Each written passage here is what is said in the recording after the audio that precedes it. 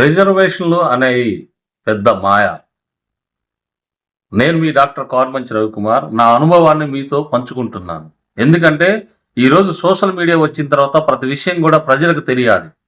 Reservation అనేది ఒక మాయా ప్రపంచం. రిజర్వేషన్ అనే ముసుగులో రిజర్వేషన్ అడ్డం పెట్టి ఎస్సీలని ఆర్థికంగా, సామాజికంగా, భూ పంపిణీ విధానంలో తొక్కువేయబడుతూ, ఖాళీ ఉద్యోగాల్లో కూడా తొక్కువేయబడుతూ, ఖాళీ చదువుకోవడానికి మాత్రం పడే ఈ రిజర్వేషన్స్ ఈరోజు ఆ చదువును కూడా దూరం చేసే కుట్రలు జరుగుతున్నాయి.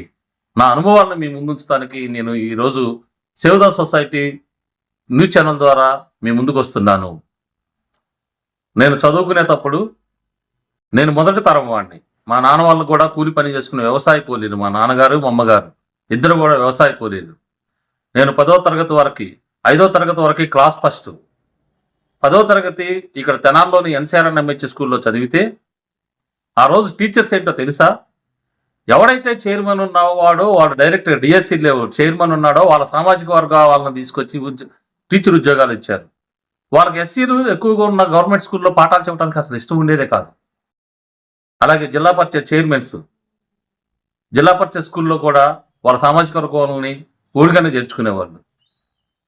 5వ తరగతి వరకు ఫస్ట్ క్లాస్లో ఉన్న నేను 7th క్లాస్ వరకు చదివి 7, 8, 9, 10 తరగతుల్లో టీచర్స్ పాఠాలు చెప్పడం లేదు అని నేను ఎదురు తిరిగాను.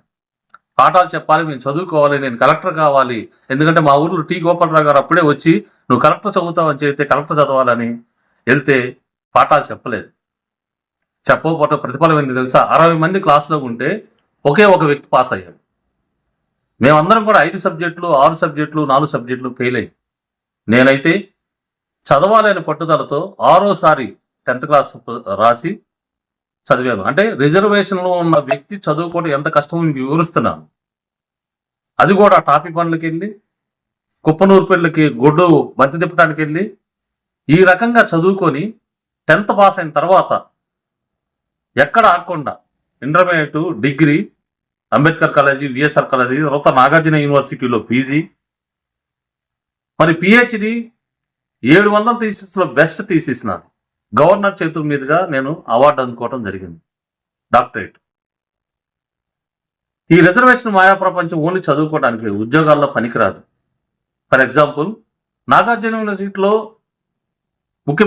అప్పుడు ముఖ్యమంత్రి రాజశేఖర రెడ్డి గారు ఉన్నప్పుడు యూనివర్సిటీలో పోస్టులు తీస్తానికి వెళ్తే, నేను ఇంటర్వ్యూస్కి వెళ్తే, అప్లై చేస్తే, ఇంటర్వ్యూస్ కండక్ట్ చేస్తే వెళ్తే ఎంఏ, MLIC,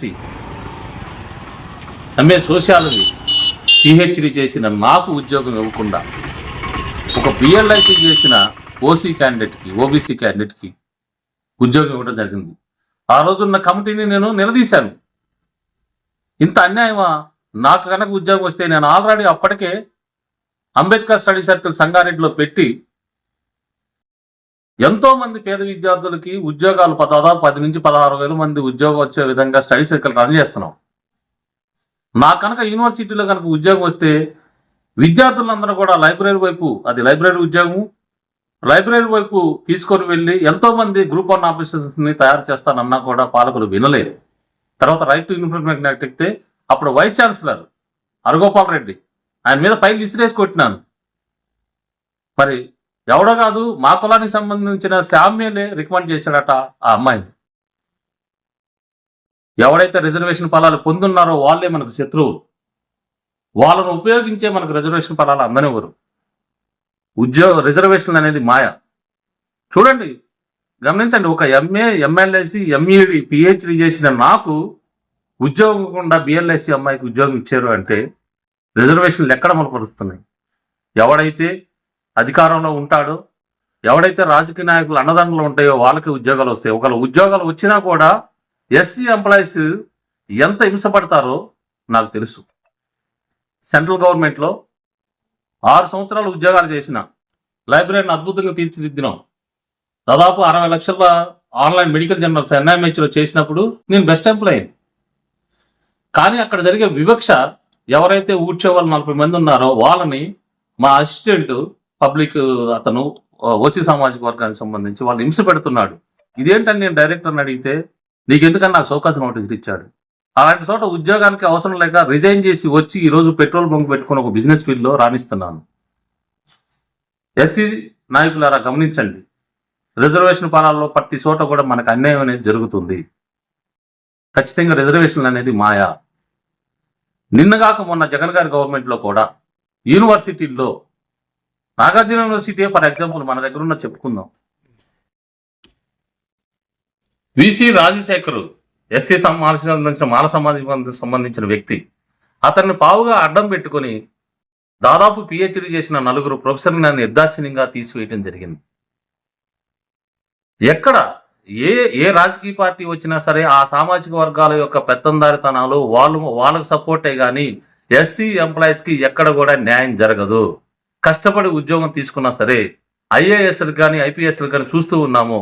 జగన్మోహన్ రెడ్డి వస్తే వాళ్ళ సామాజిక వర్గానికి, చంద్రబాబు వస్తే వాళ్ళ సామాజిక వర్గానికి ఐఏఎస్ ఐపీఎస్లకు విలువుండి పోస్టులు ఇస్తారు. కానీ సిన్సియారిటీ కానీ సీనియారిటీ కానీ తీసుకొని ఈ సమాజానికి సేవ చేస్తాడు, తెలుగు జాతిని అభివృద్ధి చేస్తాడు అన్నవాడికి ఎవరికైనా ఉద్యోగాలు ఇస్తున్నారా? సరైన ప్రాముఖ్యత ఇస్తున్నారా? ఐఏఎస్ మొదలుకొని అటెండర్ వరకు కూడా ఎస్సీల మీద వివక్ష జరుగుతూనే ఉంది. ఈ రిజర్వేషన్ ఫలాలు కూడా అందకుండా నేడు ఒక విభజన అనే ఒక కుట్ర కోణాన్ని తెర ముందుకు తీసుకొచ్చేసి వీళ్ళిద్దరు కలిసి ఉంటే దాదాపు ఎన్టీఆర్ గారు ఉన్నప్పుడు బీఎస్పీ పార్టీ ద్వారా దాదాపు 40 సీట్లు ఇస్తానని చెప్పాడు. వీళ్ళు కనుక ఇలా ఉద్యమం వస్తే వీళ్ళు రాజకీయ లబ్ధి పొందుతారని చెప్పేసి ఒక కుట్ర కోణంలో ఈ ఎస్సీ విభజన చేయటం కూడా జరుగుతుంది. అందుకోసం రిజర్వేషన్ ఫలాలు అనేవి ఎప్పటికీ కూడా అందని ద్రాక్ష అనే, అంతా మాయనే. చూడండి, కార్లు గత ప్రభుత్వంలో చంద్రబాబు నాయుడు గారు ఇన్నోవాస్ ఇచ్చారు. అవన్నీ ఎవరి దగ్గర ఉన్నాయి? బినామీల పేర్లు ఉన్నాయి. ఇవాళ పెట్రోల్ బంకులు ఉన్నాయి ఆంధ్ర రాష్ట్రంలోగా. పెట్రోల్ బంక్ అన్ని కూడా ఎస్సీ ఎస్టీలు అన్ని కూడా బినామీల పేర్ల మీద ఓసీలే రన్ చేస్తూ ఉన్నారు. రిజర్వేషన్ అనేది ఒక మాయా.